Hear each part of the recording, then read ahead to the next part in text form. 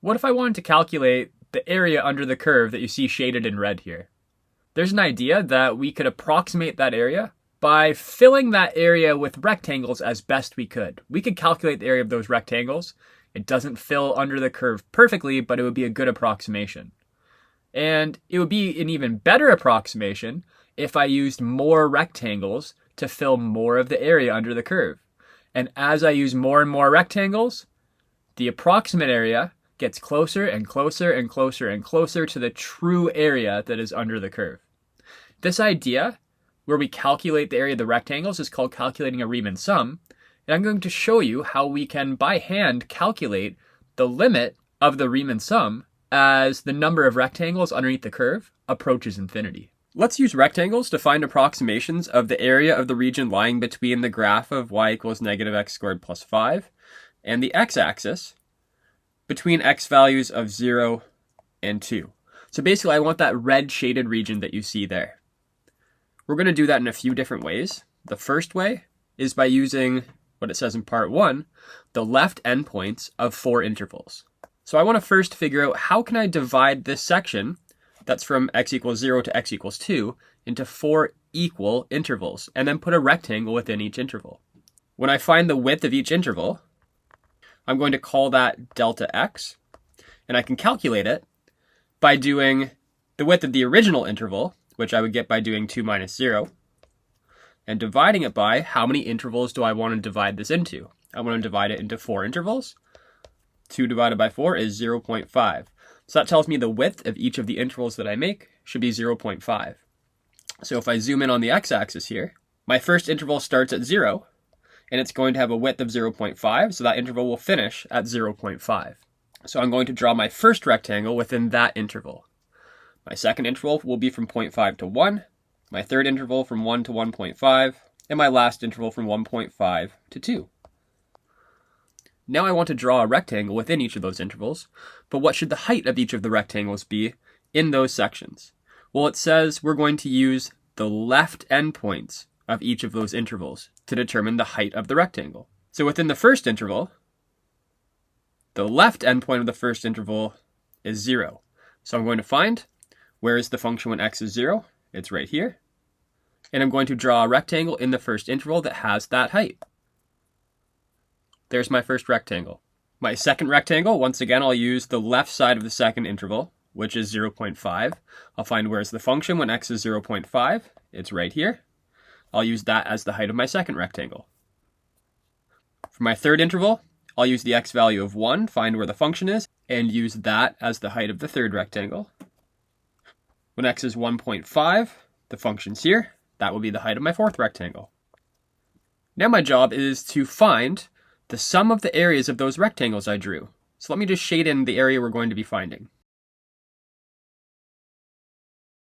Once I add the area of all these rectangles together, notice I'm going to have a lot of extra area that isn't actually under the curve, so I'm going to get an over approximation of the area under the curve. But that's okay, we'll use it as our approximation, and then we'll work throughout the video to make the approximation better. So how am I going to get the area of each of these rectangles? Well, remember, the area of a rectangle is just the width of its base times its height. Well, the width of each base, we calculated that originally, it's 0.5. So the width of each base, I'm going to label as 0.5. And now I need the height of each of these rectangles. And I can calculate the height by finding the value of the function at the left endpoint of each of the intervals. And remember the equation of the function, let me rewrite it. The function is negative x squared plus 5. So I'll be using that equation in all of my calculations. So the height of the first rectangle, well, the left endpoint of that interval was 0. So to get the height of it, I just need to evaluate f of 0. And f of 0, well, 0 squared plus 5 is 5. So the area of the first rectangle is just 0.5 times 5, which is 2.5. My second rectangle, its height will be f at 0.5. If I plug 0.5 into my function, I get 4.75. When I find the area of that second rectangle, I'll do 0.5 times 4.75, which is 2.375. My third rectangle, its height is based on the left endpoint of the third interval, which is 1. So I'll evaluate f at 1 to get the height of that rectangle. Negative 1 squared plus 5 is going to give me 4. And I can tell from the way I drew it that the height of that rectangle is 4, but the equation is just verifying that. 4 times a half is 2. The area of that rectangle is 2. And my last rectangle, its height would be the value of f at 1.5, which is 2.75, and a half of 2.75 is 1.375. So let's add those areas together and see what our approximation is. I'm going to call this the left area because we're using the left endpoint of each interval. This is called calculating a left Riemann sum. If I add these areas together, it's 2.5 plus 2.375 plus 2 plus 1.375. If I add those together, I get 8.25 units squared. That's my approximation for the area under the curve. It might be useful for us to come up with a general formula for what we did here. I did the sum of 4 rectangle areas. We can use summation notation using a sigma and say that the left area is equal to the sum of, well, for each of the rectangles, I multiplied its height, which I got by doing f at x, times its width, delta x. But I did this 4 times, so I have to indicate that I would have to iterate through the sum 4 times. So I'll say from index 1 to 4. So I'm going to iterate through I values of 1, 2, 3, and 4. And those I values stand for, in this question, the left endpoint of each interval. So when I'm evaluating the function, I'm valuing the function at the x value of I, whichever interval we're working with. Notice if I used this formula for this question, it would look like f at x1 times delta x plus f at x2 times delta x, and so on. And we stop once we get to an I value of 4. So x1, if we look here at this diagram, the left endpoints are each of the x sub I values. So this is x sub 1, this is x sub 2, x sub 3, and x sub 4. So if I plugged those into the equation that I made, we would end up with a formula that would get us the area we have in red there. Let me just move that red formula underneath and show you how we're eventually going to get to that. So watch what happens if I sub in each of those left endpoints of the intervals. And then if I evaluate the function at each of those x values, I get 5 times 0.5 plus 4.75 times 0.5 plus 4 times 0.5 plus 2.75 times 0.5. So by following that formula, I would get to that sum right there, which is what we got in the original diagram. So let's follow this same type of formula and structure for doing the next part of this question. The next part says, use the right endpoints of the 4 intervals to get an approximation for the area under this curve between an x value of 0 and 2. So remember, we always start by calculating the width of each of the intervals by taking the width of the original interval, which we can get by doing b minus a. Notice, if we look here, we always label the end of the original interval with b and the beginning with a. So if we do b minus a, we get the width of the original interval. And then we divide it by n. How many intervals do we want to divide it into? So that would be 2 minus 0 over 4, which again is 0.5. So let me mark off my 4 intervals. But this time when I make the height of the rectangles, I'm going to use the right endpoint of each interval. So for the first interval, that's between 0 and 0.5, I find where the function is when x is 0.5, right? The right side of that interval, and then use that as the height of the rectangle. So let me draw all the rectangles using the right side of each interval for the height of the rectangle. There we go, and let me shade in the area we're going to be finding. Notice this time we have an under approximation of the area. We're not going to be getting all of these areas I'm shading in red, so the area we calculate this time is going to be an under approximation. But let's calculate it anyway. Let's try and follow the structure of the formula we used last time. Remember, if we write it as a Riemann sum, I would say the right area is equal to the sum of, from I equals 1 to 4, because we're doing 4 rectangles, f at x sub I times delta x. Well, I know my delta x is going to be 0.5 for each of the products. And my f at x sub I, I'm going to be using this time the right endpoint of each interval for the height of the rectangle. So if we iterate through this formula 4 times, it'd be f at x sub 1 times delta x plus f at x sub 2 times delta x, and so on. And let me label on the x-axis here what my x sub I values are, right? It's the right endpoint of each interval. So here's x sub 1, x2, x3, and x4. Let me sub those into my formula. And remember, we know the equation of the function, so it would be easy for us to evaluate the function at each of those x values. Remember, our function is negative x squared plus 5. So now we'll evaluate the function at each of those values. And I'll also replace delta x with 0.5. F at 0.5 was 4.75. F at 1 is 4. F at 1.5 is 2.75. And f at 2 is 1. If I find all of those products and add them together, I get 6.25. So we've found 2 things so far. We have found the left Riemann sum and the right Riemann sum.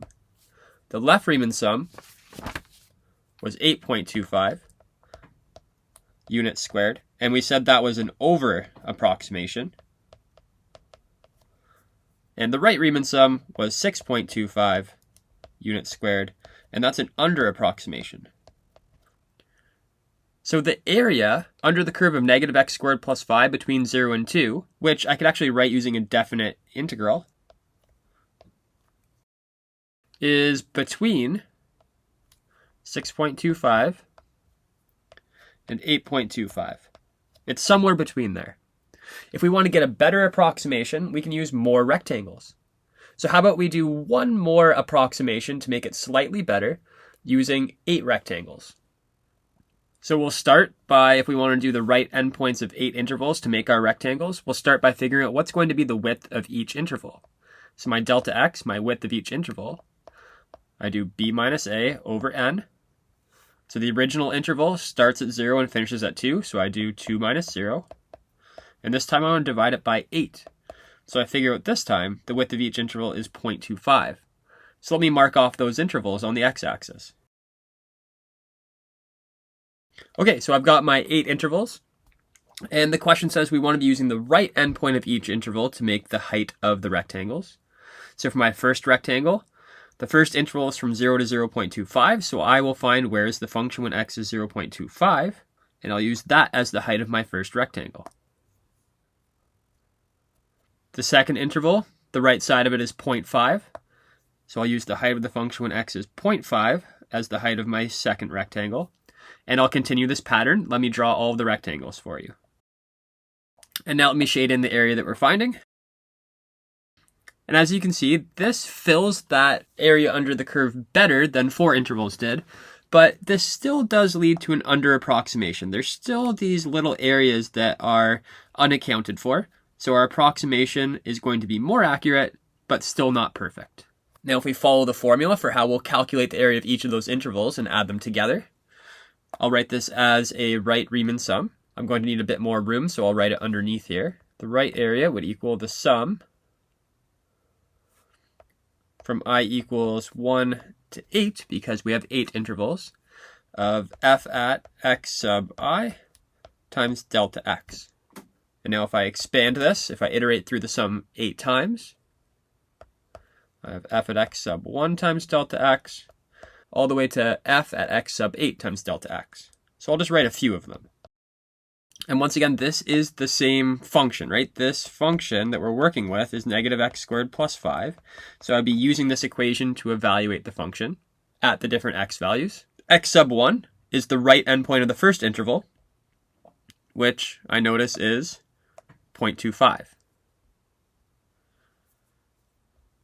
So it would be f at 0.25 times my delta x, and my delta x is 0.25, plus f at x sub 2, the right endpoint of my second interval is 0.5. So f at 0.5 times 0.25 plus, and I would keep going until I got to f at x sub 8.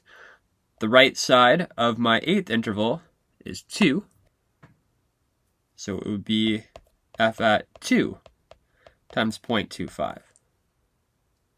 And if I found the area of all 8 of the rectangles by finding all of their products and adding them together, I would get an area of 6.8125 units squared.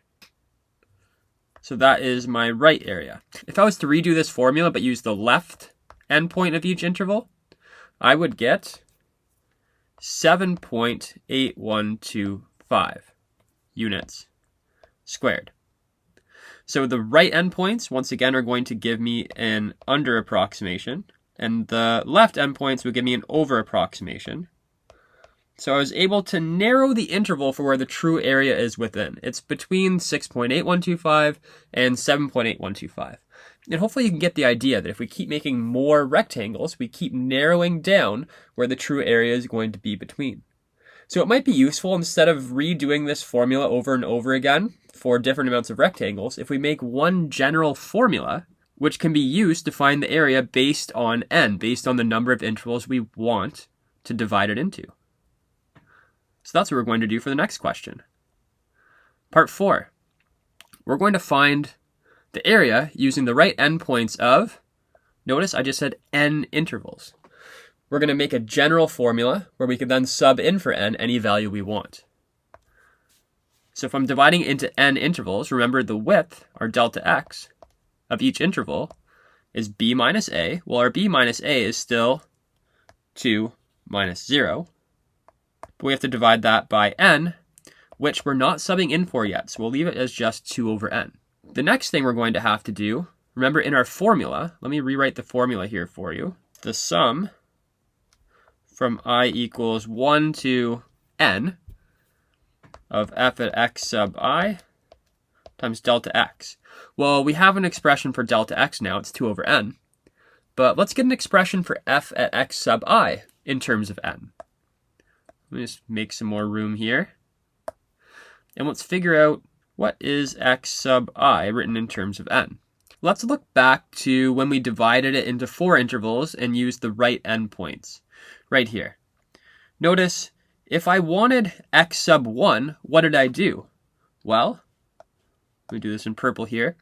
I went to my a value, and I added delta x 1 time. What if I wanted to get x sub 2? I would go to my a value and add delta x 1 time, 2 times. And hopefully you get the pattern here. If I wanted x sub 4, I could just go to my starting value a and add delta x, which is the width of the interval, 1, 2, 3, 4 times, and that would give me x sub 4. So the general idea of how we get x sub I is that we go to our a value and add delta x I times. So in this question, our a value was 0, and our delta x, well, hey, we just calculated delta x, is 2 over n, I times. Let me just simplify that a little bit to 2i over n. And now if I sub that into my summation formula I have, x sub I is 2i over n, and my delta x is 2 over n. Well, remember, we know the equation of the function. Let me just write it down here so we remember it. F at x equals negative x squared plus 5. So if I want f at 2i over n, I just replace the x right here with 2i over n. So I can simplify my summation formula a bit further and rewrite it as negative 2i over n squared plus 5. That's the function at an x value of 2i over n, and that has to be multiplied by 2 over n. And now we just need to simplify this. Let me simplify inside the square brackets first by applying the exponent to the numerator and denominator of the base. It gives me negative 4i squared over n squared plus 5 times 2 over n. And now let me distribute this 2 over n to both terms inside the brackets. And that gives me negative 8i squared over n cubed plus 10 over n. And now if you know your summation rules, if I have the sum of term 1 plus term 2, I could rewrite that as the sum of term 1 plus the sum of term 2. And now you have to know your summation rules, and also that we're going to be treating n as a constant. Right, as we perform these sums, as we iterate through our sums, whatever n is, when we sub it in, that will be the same value for each part of the sum. So we can treat it as a constant, and any constant factors can be moved in front of the sigma. So for the first sum, I'm going to move a negative 8 over n cubed in front of the sigma, and I'm left with just I squared. And for the second sum, I'm going to move a 1 over n in front of the sigma. And now I'm going to need a little bit more room with the work I'm going to do. I can do one more line here. The next line I'm going to do, you just are going to have to know these rules. So if you don't know what the sum from I equals 1 to n of I squared is equal to, I recommend you go back and watch a previous video where I show you those summation rules. But this is something you're just expected to know, is that that sum that I just mentioned is equal to n times n plus 1 times 2n plus 1 divided by 6. And the sum from I equals 1 to n of a constant is just equal to that constant times n. And now let's continue the work. I'm going to give myself some more room by bringing this up to here. And then let's just work on simplifying this expression. Well, I see a couple things that can cancel here. I've got those factors of n being divided by each other. This n can cancel with one of those, and negative 8 over 6, 2 goes into both of those, negative 4 and 3 times respectively.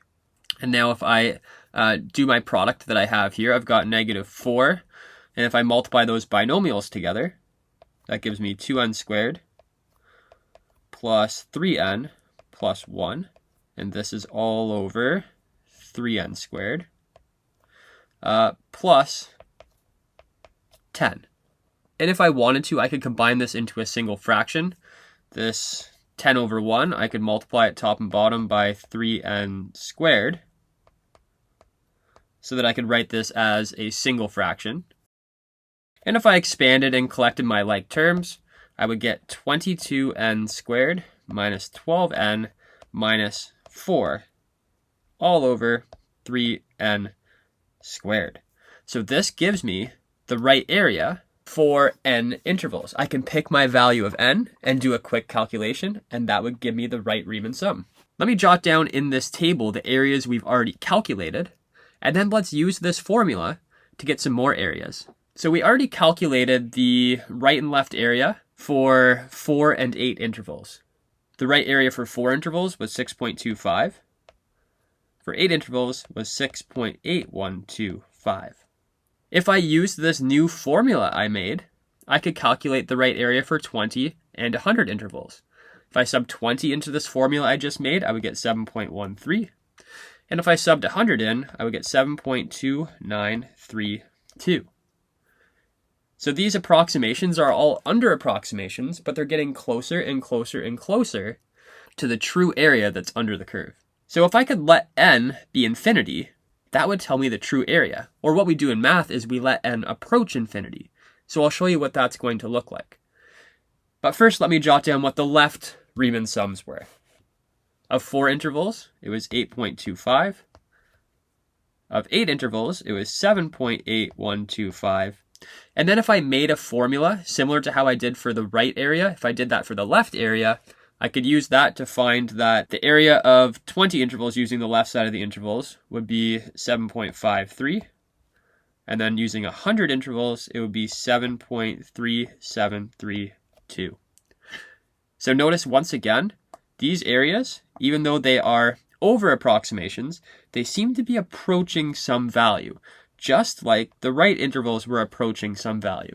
And a key thing I want you to notice is that they seem to be approaching the same value, just from different sides of the true area. So if I could find the limit of either of these as n approached infinity, we would get the same answer. So we might as well do that for the formula we already made. So if we could find the limit of this right area function as n goes to infinity, that would give us the true area under the curve. And that's what we're going to do in the next part of this question. Part 5, let's find the limit of that function as n goes to infinity. So I'm going to find the limit as n goes to infinity of my right area function of n intervals. So that was 22n squared minus 12n minus 4 all over 3n squared. Well, a general strategy for evaluating limits at infinity is to divide all the terms by the highest power of the variable. So I'm going to divide all terms by n squared. And how I can communicate that is just by writing, I'm going to multiply the top by 1 over n squared, and I'm going to multiply the bottom by 1 over n squared. And if I do that, my limit is going to be equal to, so when we divide each of the terms by n squared, I get 22 minus 12 over n minus 4 over n squared all over 3. And as n goes to infinity, these two terms are going to go to 0. So all I'm left with is 22 over 3, which would be the true area under the curve. So 22 over 3 units squared. If I wanted to give that approximately, that's about 7.33 units squared.